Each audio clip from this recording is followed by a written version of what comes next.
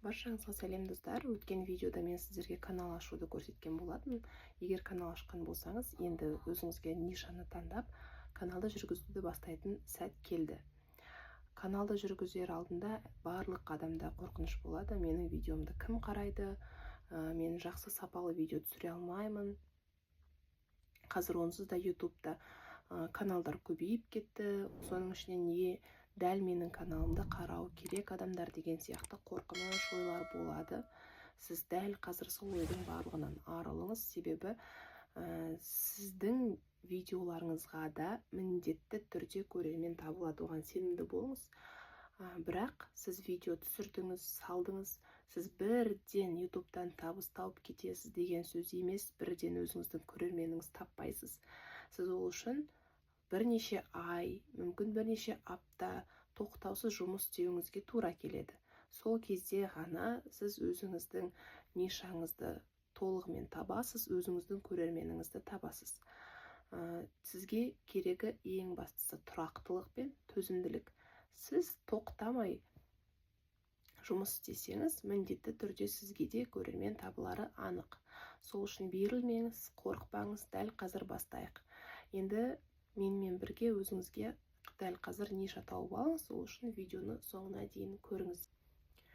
Өткен видеода айтқан болатынмын, мен бұл видеоларды YouTube'қа салудағы мақсатым қазір өте көп YouTube бойынша курстар, ақылы курстар көбейіп жатыр, егер де сіз сол курстарды алғыңыз келіп жүрген болса, не оған қаражатыңыз болмаған болса, қиналып жүрсеңіз, ақылы курсқа барғанша осы менің тегін видеоларымды қарап, өзіңізге қажет ақпаратты тауып алыңыз, себебі ақылы курстарда да сізге осы ақпараттарды айтады. Сізге айда аспаннан жұлдызды, аспаннан айды ешкімде алып бермейді. Сіз тек қана нәтиже өзіңізден, өзіңіз жұмыс істеуіңіз керек, сол кезде ғана нәтижеге қол жеткізесіз.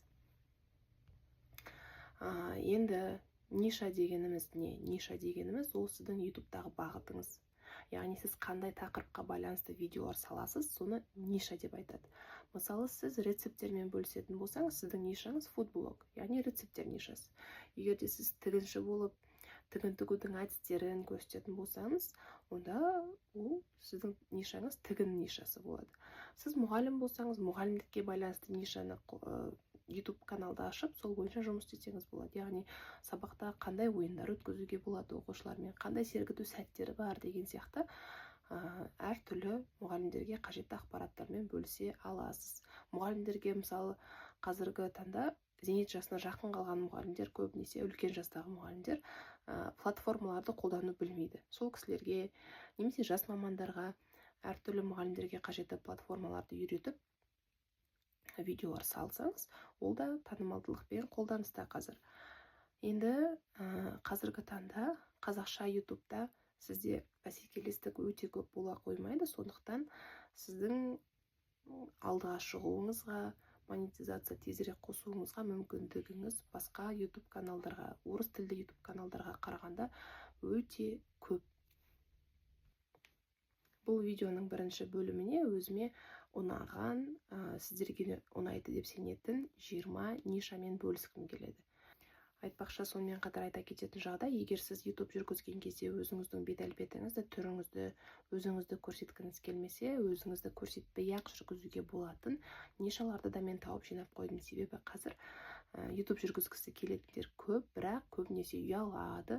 Жақындарым не дейді, таныстарым көріп қалса не дейді, әріптестерім, сыныптастарым деп ойлайды, бірақ ұялудың ешқандай қажеті жоқ. Егер десе де сіз қысылатын болсаңыз, өзіңізді немесе басқа да себептермен өзіңізді көрсеткіңіз келмесе, онда осы өзіңізді көрсетпей-ақ жүргізетін нишаларды таңдап алыңыз. Енді таныстырып өтейін, бірінші айтатын нишам ол әртүрлі тілдерді үйрететін каналдар. Ондай каналдар қазір танымалдылыққа өте ие, себебі адамдар репетиторға бармай-ақ осылай табиғи тәсілмен тілді үйренуге көшіп жатыр. Яғни тыңдау арқылы үйренгілер келеді кез келген тілді. Мысалы, ағылшын тілін, түрік тілін, испан тілін үйрететін канал аша аласыз, немесе бір каналда әртүрлі тілдерді үйрететін канал болуы мүмкін. Ол каналды сіз қалай ашамын, мен бұл тілді білмеймін ғой деуіңіз мүмкін. Ол үшін сізге жасанды интеллект көмектеседі. жасанды интеллекттің көмегімен сіз озвучка жасайсыз. Сіз мүлдем өзіңіз тіпті сөйлемейсіз де ол видеода, өзіңізді көрсетпейсіз. Әртүрлі мысалы испан тіліндегі жиі қолданылатын фразалар деп қазақша аудармасында жасанды интеллект сізге озвучка істейді. Испан тілдегі жаңағы сөйлемдерді де жасанды интеллект озвучка жасап береді. Сол арқылы сіз видеоны көркемдеп, әсемдеп ютубқа жүктесеңіз, ол да өте танымал контенттердің ішінде. Яғни жасанды интеллектті қолданып, қазір сіз әртүрлі тақырыптағы видеоларды жасай аласыз. Тіл үйрететін ғана емес, мысалы, сіз мынандай нишаны ашсаңыз болады каналды. Әңгімелер, әртүрлі әңгімелер, және де қызықты оқиғалар деген сияқты. Әсерлі әңгімелер, адамдарға пайдасы тиеді ау деген, немесе аудио кітаптар, осындай нәрселердің барлығын сіз осы жаңағы жасанды интеллекттің көмегімен озвучка жасап түсіре аласыз. Қаласаңыз өзіңіздің даусыңызды жазыңыз, өзіңіз мәнерлеп оқи алатын болсаңыз, онда ол тіптен жақсы. Егер өзім айтқым келмейді, ол үшін сапалы дыбыс керек, микрофон керек, әрине тыныштықта отырып жасауыңыз керек барлығын. Ал декреттегі аналарда мен сияқты ондай мүмкіндік көп бола бермейді. Сол үшін жасанды интеллектті қолдануға кеңес беремін сізге. Енді келесі, қазір осындай нишадағы каналдармен бөлісіп көрсетейін сізге. Қарап көріңіз, мысалы, сіз де дәл сол кісілер сияқты жасап көріңіз. Адамның істеген адам істейді, сондықтан байқап көріңіз міндетті түрде. Кейінге қалдырмаңыз. Осы видеоны көргеннен кейін сіз каналыңызды, менің осыған дейін түсірген видеомды қараңыз, канал ашыңыз дәл солай. Содан кейін видеоға түсіріп, бірінші видеоңызды жүктеңіз.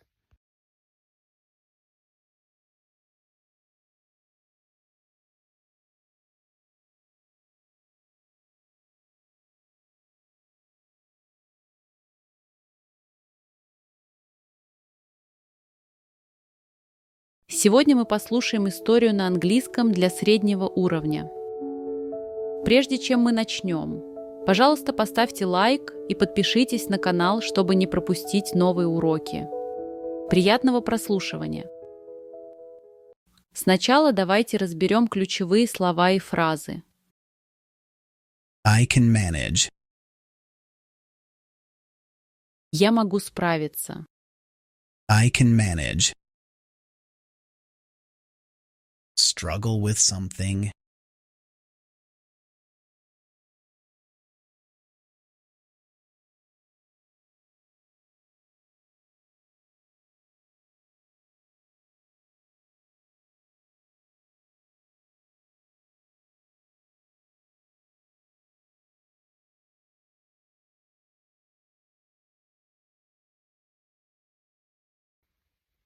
Келесі ниша, ол да сіздің түріңізді көрсетпей жасалатын видео, бірақ бұл жерде сіз жасанды интеллект қолданбайсыз. Бұл видеоны өзіңіз түсіресіз, но өзіңізді көрсетпейсіз. Ол қалай? Қазіргі таңда өзіңіз, егер сізде үйіңізде кішкентай бала болса, өзіңіздің балаларыңыз, бауырларыңыз болса, байқаған шығарсыз, ютубтан залипательный видеолар болады ғой, балаларға арналған. Соларға қарап отырады. Олардың мысалы ішінде ойыншықтарға распаковка жасайтыны бар, ойыншықтардың дауысын көрсетеді, сылдырлағанын көрсетеді. Сондай видеолар бар. Немесе менің байқағаным, балалар сурет салып, ол суретті тез режимде бояйды ғой. Сондай видеоларда жақсы қарайды. Осындай нишада қолданып видео жасасаңыз болады. Ол да балаларға арналған YouTube, яғни YouTube Kids'қа жатады. Сол жерде өзіңіздің видеоларыңызды жүктеп, кішкентай балақайдың арасынан өзіңізге көрермен табасыз. Бұндай балаларға арналған видеоларды жақсы просмотрлар жинайды. Қазір осындай каналдардың мысалын экранға шығарып көрсетемін. Қарап көріңіз, ойланып көріңіз, ұнап жатса осындай видео, осындай нишада видео жасасаңыз болады. Егер сурет салу қолымнан келеді, сурет салу маған ұнайды десеңіз, байқап көріңіз. Қазір осындай нишадағы каналдармен бөлісіп көрсетейін сізге. Қарап көріңіз.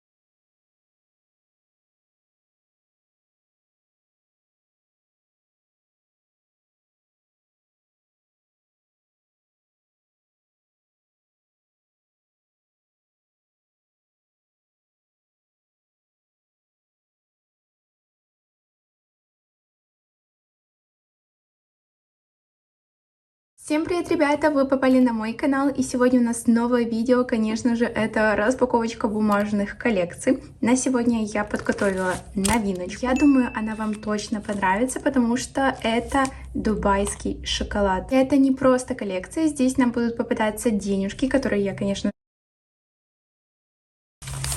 Давайте возьмем вот эту самую популярную дубайскую шоколадку с фисташкой.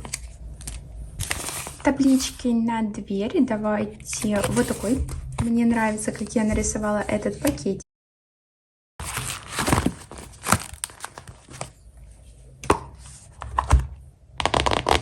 Во втором каталожике у нас все больше и больше коллекций. Я без...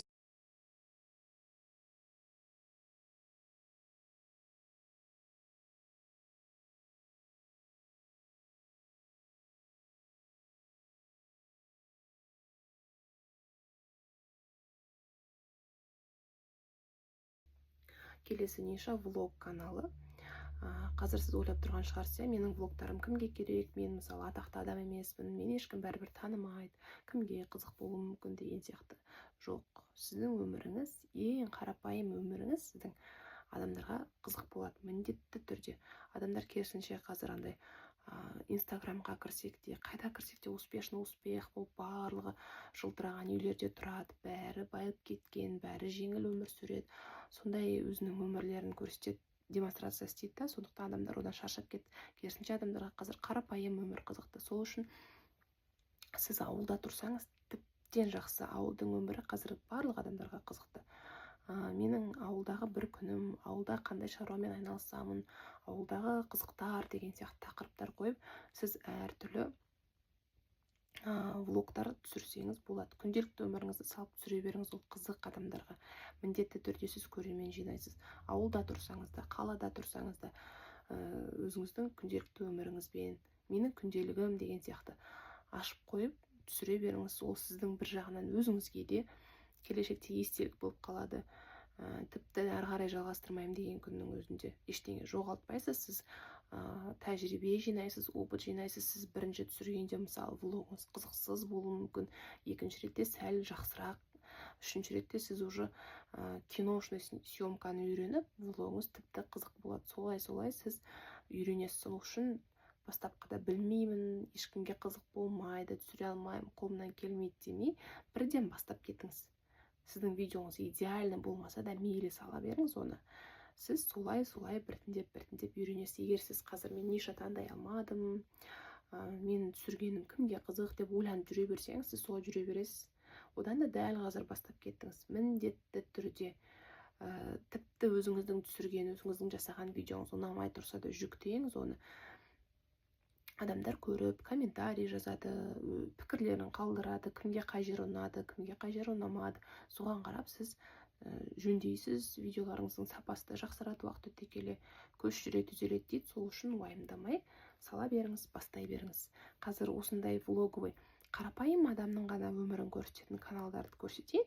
Өзіңіз қарап көріңіз, көз жеткізіңіз. Сіз де жасап көріңіз, қолыңыздан міндетті түрде келеді.